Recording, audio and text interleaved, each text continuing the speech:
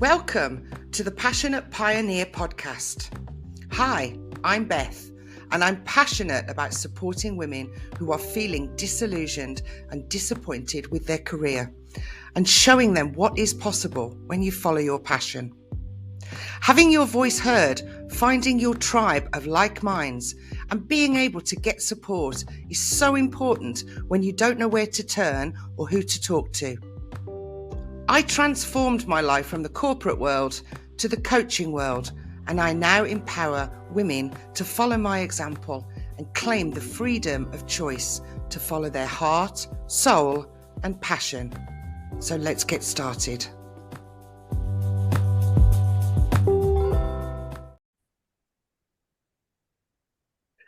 Today, I am joined by Melissa Amos, who is the owner of Soul Space, a community for both men and women to understand and grow their spiritual practice and strengthen their connection to themselves and their intuition.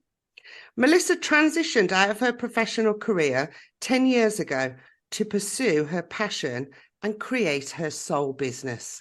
Welcome, Melissa. Hi, Beth.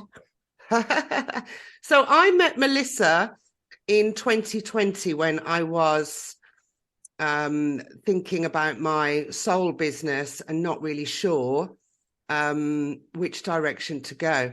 And your name was given to me by someone else, recommended you, which is always nice. And I joined your soul practice. And you helped me take that first step into my spiritual business. So thank you for that.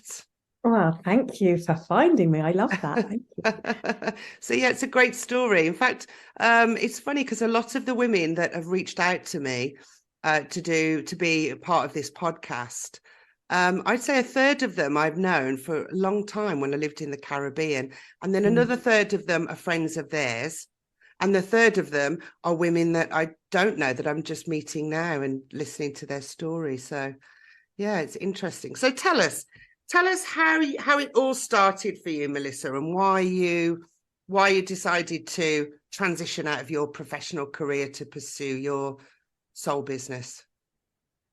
I think I've always had an interest in how people work and the inner workings of the universe, and how people get the most out of people. My grandma was a hypnotherapist, so even 30 years ago, when nobody was a hypnotherapist, that's what she was doing. And I used to go around there, and she'd take me over the Rainbow Bridge, and she'd take me on these little journeys. And I think that was what helped me understand that there's so much more to life than what's outside of us, and that if we can tap into this inner well of power, that we can start to create things that are a little bit magical. Yeah, that's amazing. That's amazing that you had already a mentor in your life, in your family. Yeah, and I don't, when things are normal to you, I don't think you really appreciate them so much. Not that I didn't appreciate her, I did a lot, and I always look forward to these things. But as a teenager, like, life just happened, and I did all the things that I was supposed to do. I went to university, then I went traveling, and then I met my husband and got a house and got a job and started to move up in my career. Now, while I was at uni, I got this job in a local car showroom. And if you've ever known anyone who's ever been in the motor trade, they tell you that it's very addictive. It's very high energy. It's pretty stressful. It's, there's a certain type of person that comes and works, and there's a certain type of atmosphere there. And it's one of those things that you kind of, for me anyway, I yearned to leave. But when I did leave to go traveling, I was like, I've got to come back here, because it's addictive. I don't know how else to describe it. Right. So I did what I was expected to do, and I started to work my way up, and I ended up in a prestige car showroom and moved into sales, which I loved, because we started to go into the psychology of people. And, in the sales training, we'd talk about neuro-linguistic programming and creating rapport and like all of this stuff. And as much as I loved it, I also had this real deep sense of dissatisfaction. There was like low level anxiety going on. You know, I'd get that. I couldn't even say it was Monday morning blues, because the nature of the job was I was working 7 days a week. So it was just blues. And what I discovered is that there was things that I loved about it, which were the being with the people, the helping people get what it was that they wanted. You know, Right. they were coming in and they were leaving with this dream car, and it Right. was a dream car, and I was the one that was facilitating that. Yeah. And I loved that, but there was much I didn't love. And anyway, to manage my stress and keep me sane, I started having Reiki sessions. And one day my Reiki lady told me she was moving off to Australia. And despite my protest and told her she's not allowed to go, she went anyway. And she said to me, "Why don't you learn Reiki?" And I thought, can you learn this thing? I thought this was like a magic that one possessed. And she said to me something. She said, "Well, yeah, Melissa, you're really spiritual." And I went, "Am I?" Am I? Am I? What? Me? I did not see it. My view of me was I was like very grounded, and I was spiritual. I was cynical, and like I wanted to know the logical, very kind of you know, I was in a very male dominated industry. I was very much in my masculine then. And I was kind of proud of that. I was like, yeah, my friends have always been boys. It's like, you know, it was a thing. And she said this, the boys club, right? The boys club was in that type of industry as well. So yeah. And I understand now that that was a sisterhood wound and other things that were going on then. But then that was where I was comfortable. And she said this to me, and I started to ponder on it. And I thought, yeah, you know, I am open to lots of things, and the whole hypnotherapy thing. And I was like, okay. So that led me to learning Reiki, which led me to, within 3 weeks, handing my notice in that job. Was it really that fast? It was that fast. Wow. So 2008 was when I learnt Reiki, November-ish. By the December, it was just before Christmas, I found another job. It wasn't doing this, but it was getting out. And it was a job that was half the hours, it was half the money. It was logically the worst decision I could make, because it was, you know, it was a step down. There was no car, the benefit, all the stuff. Yeah. The status, but there was something in me that knew that this was going to be a good move for me. I couldn't carry on doing what I was doing. You know, I was in my late 20s then, and I knew that there had to be more. And quite a funny story. I was lying in my bed going, should I leave? What am I going to do? Is this a bad decision? I kind of put it out there to the universe. And the song came on the radio. I literally put it out there. The song came on the radio, and it said, "Do you drive a fast car? Is it fast enough that we can fly away? You need to make a decision." I love that. Tracy Chapman, that is. Yeah. Leave tonight or live and die this way. And I was like, I'm leaving tonight. I am not living and dying this way. So I left, and that led, I was in another role for a little while, which gave me some amazing opportunities in training, and it was about supporting people, and I was closer. I was a step closer. Fantastic. Yeah. And then I had my first child a couple of years later. And, you know, the coming back after maternity leave, I was like, nope. The whole time I was like, I'm going to create this business. I'm going to do this thing. I'm going to get all of my stuff. I'm going to be coaching. I'm going to do Reiki. I'm going to blah, blah, blah, blah, blah, blah, blah.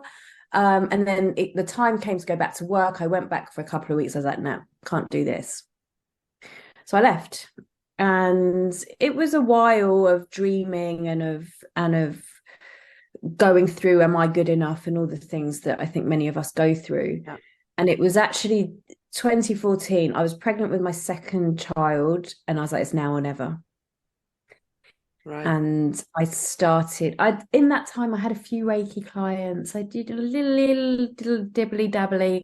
of it. And then I landed a job or a contract with a company in London where I'd go in and give them Reiki, Oh, wow. like the the the employees. And I was like, this is me. This is what I want to do. And so a series of synchronicities and learnings and courses and bravery and craziness and falling down and standing up led me to eventually building what I have now. Right. Yeah, I'd like to just step back to that transition that you made. So this is the thing for women in a professional career or corporate career. It's, you can't just leave and go from A to Z. It's not possible. But you can get out and you can step into something. You stepped into something that was part-time. It didn't have the prestige. It didn't have the money. It didn't have the benefits. But it was a step in the right direction. And that, to me, that's what I did, because I stepped out and I stepped into teaching. But then you gained a lot more experience in what you needed to do in whatever that second, the first step out of your job, your regular profession. It gave you, that you followed your intuition, didn't you? And that's what I did too, and into teaching, and that's taught me so much. Teaching groups, coaching people. I mean, in my English classes, still I coach people that are having, we have an English class, but it's, I'm coaching them through a trauma. Or I'm helping them to make decisions. And so, anything that it's following what my soul loves, and that wasn't happening.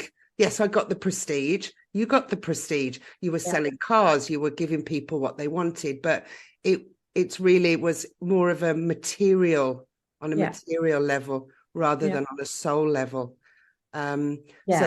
So I think what is an interesting distinction is understanding what we think we want or what we think we should want, and what society tells us is the right thing, and then really dipping in and going, well, is this really what I want? Because on paper, my decision was mad. Yeah, you said it wasn't logical, right? You said it just didn't seem logical. It didn't. I was giving up a £50,000 company car. Yeah. I was giving up all these benefits. I was like giving up a very well-paid job. And there was the other thing about being the girl in the boys' club as well, which, had its ups and its downs, to be fair. Yeah, yeah. And this role I was going into was very different. And it wasn't what I wanted to do. It wasn't like, well, I'm going to step in here and this will be my life sorted. And I knew that. But I also knew that it would give me time. And that was the thing that I was missing, doing 50 to 60-hour weeks. Right. Time was not my friend. And it gave me space to start to learn who I was. Yeah. And I didn't know. I knew who I was showing up as. I knew who I was expected to be in that job. Yeah. But it wasn't me. Yeah, totally resonate with that. Yeah. It just felt like it was just unfulfilling. You're just going in and doing going through the motions. It's almost like being bored, but it's more than that. It goes deeper than that. Bored is just on a human level, but it's deeper than that, isn't it? It's on a soul level. You feel like there's something that you should be doing, a higher calling, a higher purpose. Yeah, it was this. It was a strange thing because there was a lot of adrenaline and there was a lot of highs, but my lows crashed me down, and there was this hole that it didn't matter how many cars I sold or how many whatever, or how big the paycheck was at the end of the month. The hole was not fulfilled. It just, yeah, totally get that. So in your opinion, why do you think we as females are afraid to make those changes, afraid to step up and follow our passion? Because there's lots of women out there that felt the same as we did. But it's a big step, isn't it? It's a big step to move into following your passion, or knowing that there's something more and needing the guidance. Why do you think we're so afraid, especially women?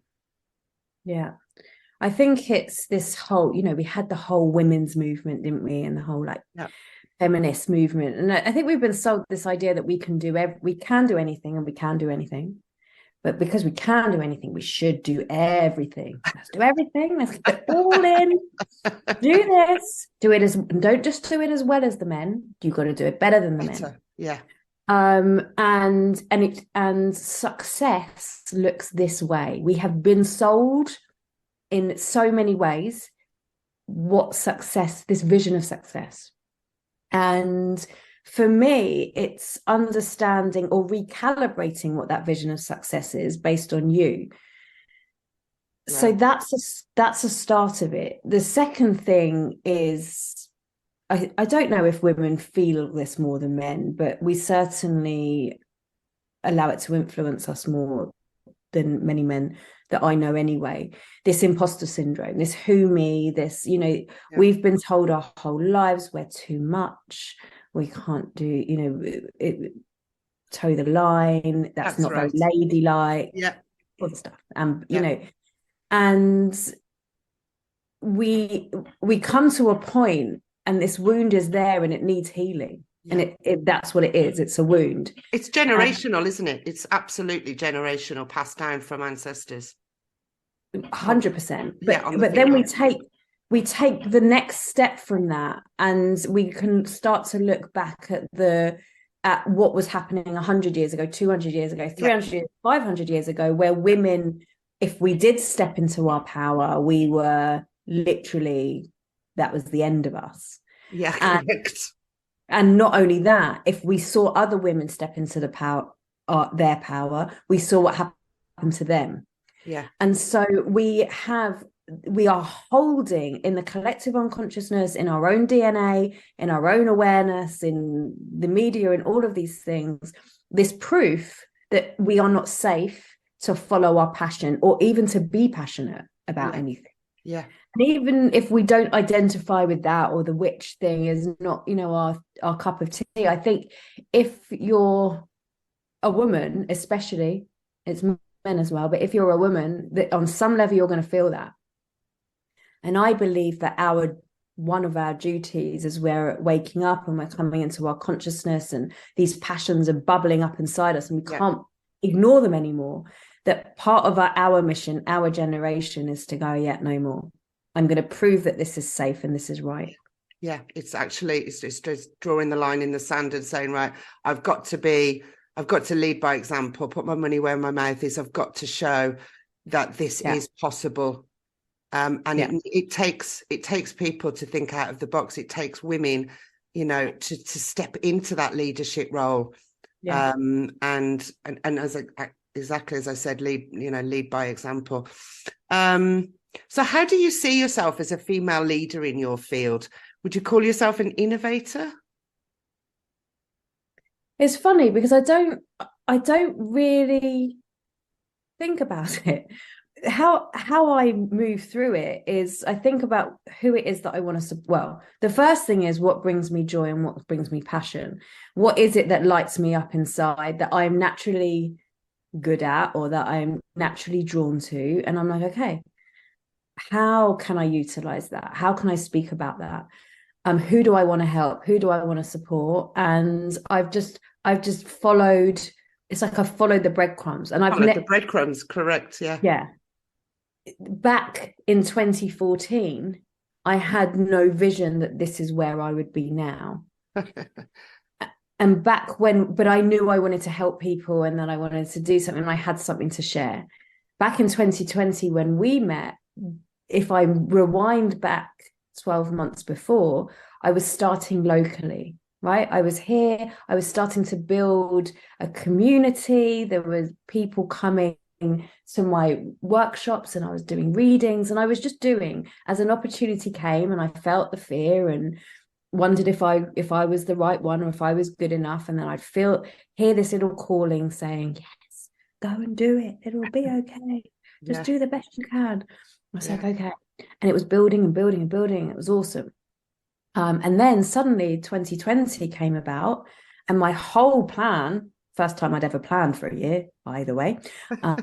Just disappeared out off the face of the earth. And I sat there and went, what now? And I had this calling that just said, go online.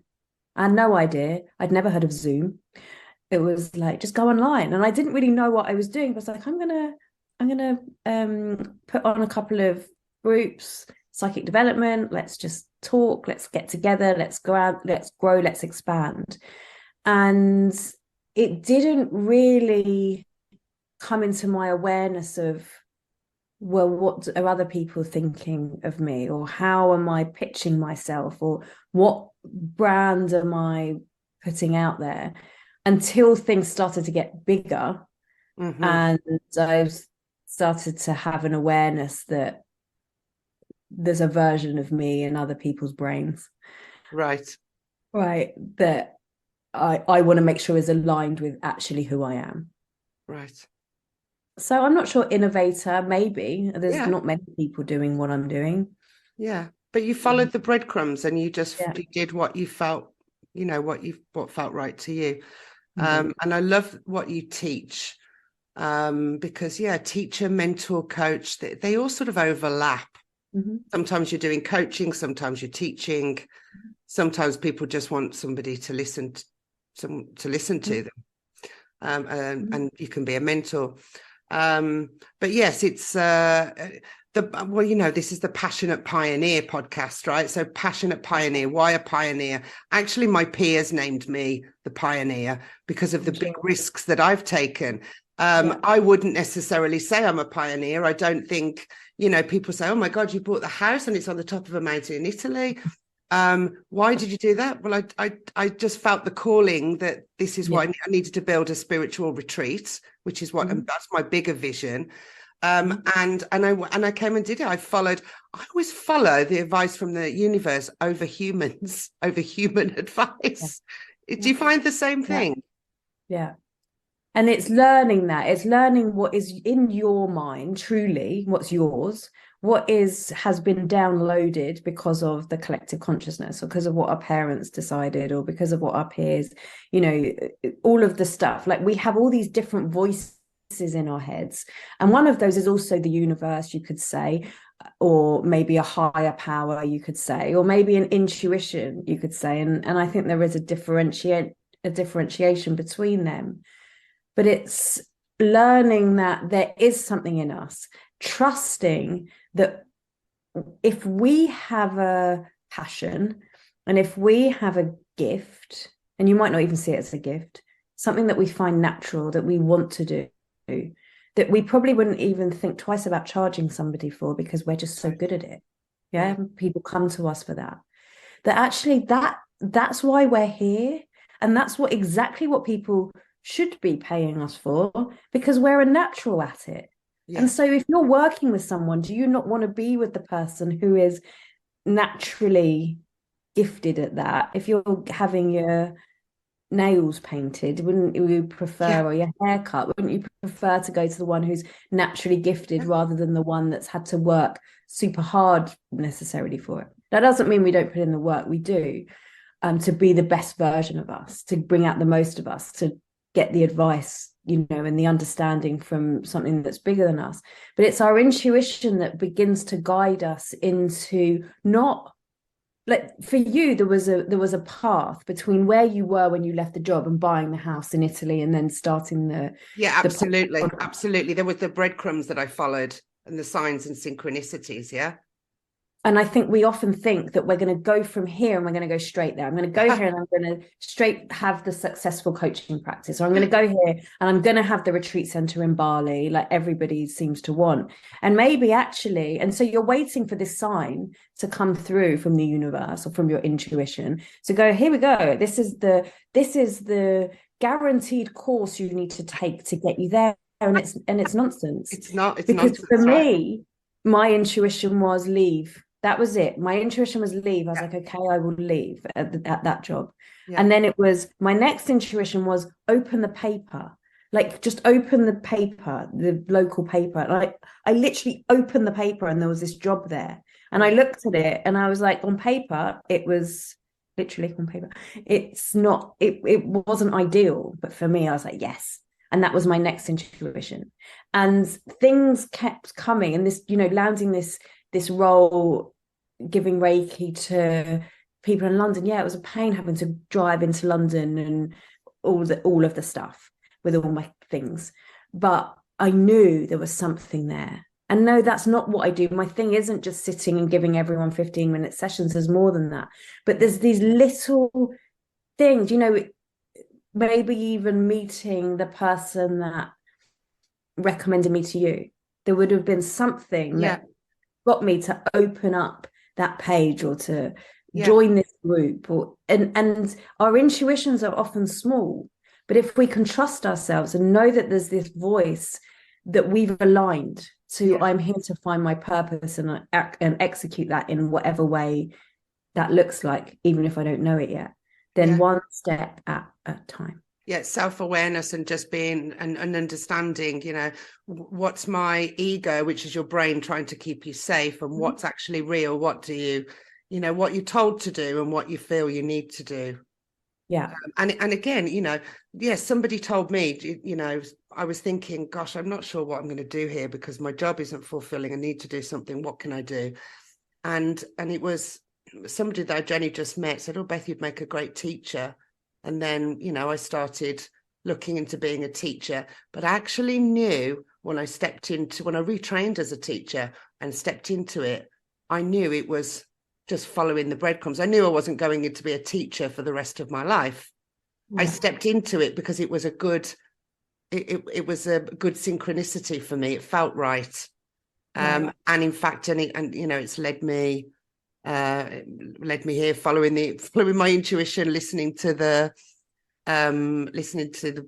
advice from spirit, because just like Melissa, I am very spiritual, but I've stepped into it more and more. It was scary when I first started, and I didn't think I would be. If you would have asked me in 2016 where I'd be, I wouldn't have said Italy on the top of a mountain. I really, you just can't. You've got to just put one foot in front of the other. Yeah. And take the next available step. Yeah.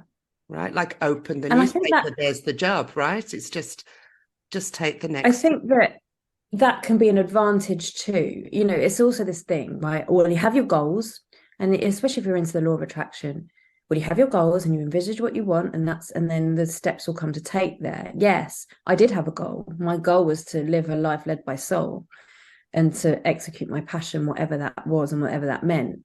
But imagine, if I think back to 2011, 2012, when I was like, right, I'm going to leave my job. If I knew then that I would be doing readings all over the world and hosting this community and people, like I've just finished this practice which had 300 people there all kind of listening to me talking every night, I would have run away. You would never have left, right? You'd never have left the job, right? Not ready, can't do it.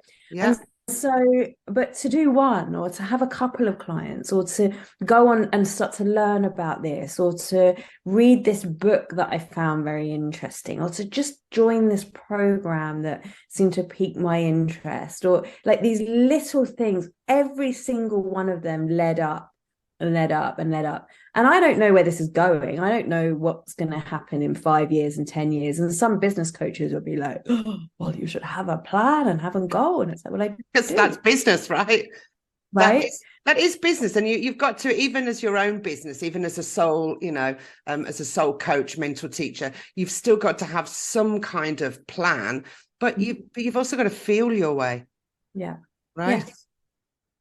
Yeah. So if you could go back and change anything about following your passion, what would it be? If you could go back and change anything, would you? If you know what, for years, I'd wish that I'd left where I was earlier, or that I'd, had the bravery to go off and start doing this earlier. But actually, I don't know, who knows where I'd be then. Right. And I can look back to that job and this circumstance and this hardship and this, fail. And all of them had something in there that I can bring now. And even if that's an empathy, even if that's an anecdote that you can show. So would I change anything? Not really, but I would change, and I do change actively, go back where there has been things that have been really hard, or where I've not been able to cope, or I've accepted something as a truth. Like when I handed in my notice, the boss then, he laughed in my face, right? And I was like, oh, and I took it on like he told me I'd never make it and all this stuff. And I took it. And the rebel part of me went, no, I'm going to do it, as he said. But I took it, and I would dream and I'd think about it, and I'd hear his voice and all of this. And now I wouldn't change what happened because it happened, but I go back and I change the energy around it. I bring healing to the me that was there, that took on what I was told as truth. Right. And was like, well, it was his truth, not my truth. Yeah. So yeah, I don't think it's really about changing what happened, but you've always got it in you to change how you feel about what happened. Yeah, absolutely. Correct. Yeah, if I've had a wonderful life, I've traveled the world, and I just wasn't ever ready to be, and I never thought I'd be a business owner. It just didn't, it wasn't in my scope of thinking. It just wasn't there. But it's just been following the steps and, putting one foot in front of the other and following my soul's intuition. What do I need to know today? Okay, let's do this. Does this feel right? You can often feel it in your body. Now, that's not when you leave corporate, because when you're going to have your body's going to be in shock, right? Because we like to be kept safe. You talked about safety, and it's a big factor, because any major life changes or transitions that you make, it feels unsafe because it's going into the unknown from the familiar. And that's always scary, but it's facing the fear. Yeah. And just going and doing it anyway, because you're either going to live with regret, because it's the old saying about, what if I fail? Well, what if you fly? Yeah. You won't fly immediately, but it will take off eventually. Consistency and just keep going. So what advice would you give for the next generation of females, or advice for anybody listening today about, why they should follow their passion? In the experience that I've had with working with so many different humans, and the philosophies, the spiritual philosophies, the psychologies, the purpose stuff. I do a lot of past life work and law of attraction work and all this stuff, right? This is what I've learned, that we all have a purpose. We definitely did not land here on earth in this wonderful year to just as some freak of evolutionary nature, right? That didn't happen. There was a purpose. I can guarantee that. I don't know how I'd guarantee it, but I'm 100% of that in my mind. Yeah. And so when we know that, then what is our purpose? And I've discovered two. One is that we know who we are. We know who we are. And what does that mean? We know what we want. We know what lights us up. We know our passions. We know our skills. We know our quirks. We know our limitations or perceived limitations. We know our traumas, and we know what needs healing from us. We know ourselves. And so that is a journey in itself, just to know us. We understand how we start to unravel all of this stuff. We understand how we begin to activate and learn more about the things that we're naturally drawn to. We change the voice in our head, that the dominant voice in our head, into one that's more internal than one that's outside. So it begins with awareness. So we all have this purpose to know ourselves. That's number one.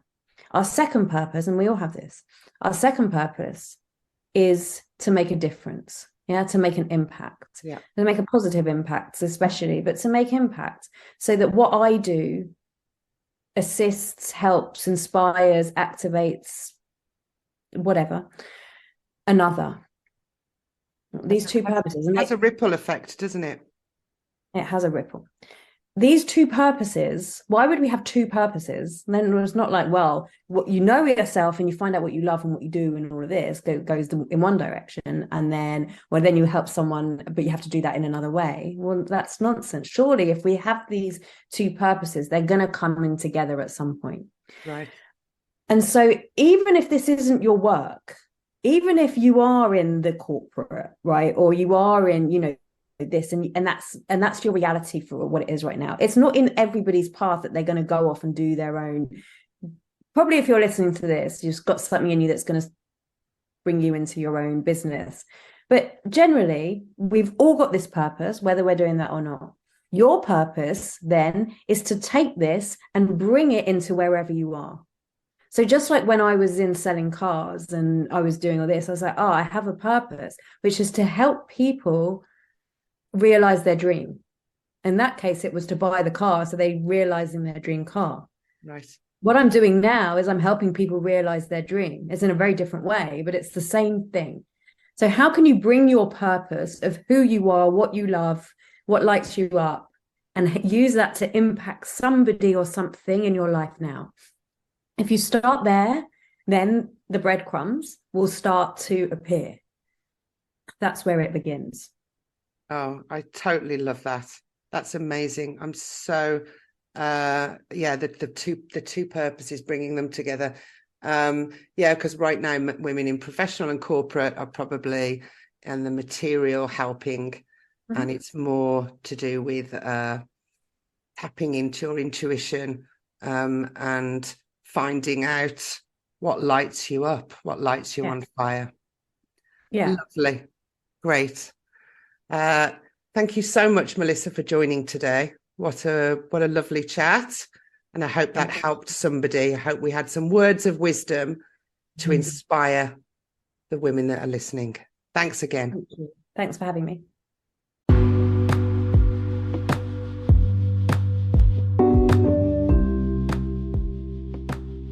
Thanks for listening today.